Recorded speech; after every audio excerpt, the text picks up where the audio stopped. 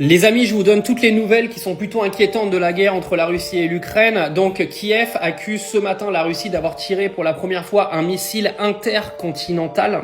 Donc ce serait une première dans ce conflit. Il faut savoir que ces missiles sont capables de transporter des têtes nucléaires.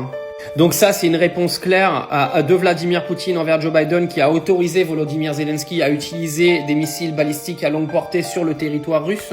Il faut savoir qu'hier, et cette information a été confirmée par toutes les sources de guerre, l'Ukraine a tiré des missiles britanniques sur la Russie. Donc il y a des missiles anglais qui ont été balancés sur la Russie. Donc automatiquement, croyez-moi, Poutine ne va pas se laisser faire.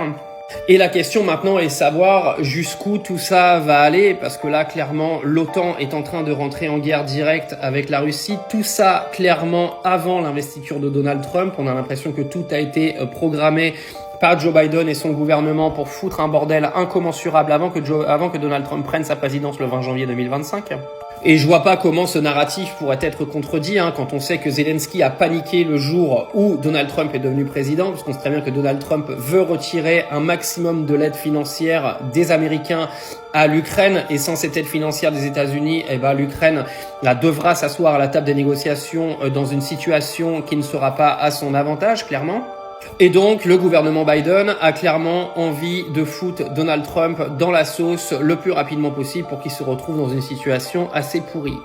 Mais le problème dans cette affaire, c'est que Joe Biden, il va tous nous envoyer en guerre. Macron a sa langue collée à son anus comme un stalactite et a donc affirmé derrière que Joe Biden avait pris la bonne décision. Cette bonne décision qui risque de tous nous emmener en guerre mondiale si ça continue de dégénérer. Parce que là, clairement, ce qui s'est passé ce matin, c'est tout nouveau dans le conflit entre la Russie et l'Ukraine. Ce genre de missile n'avait jamais été encore envoyé sur l'Ukraine.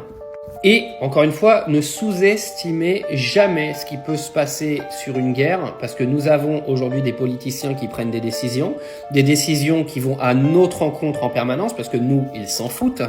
Et tout ça pourrait clairement déraper. Donc je vous tiens au courant dans les jours qui viennent de l'évolution.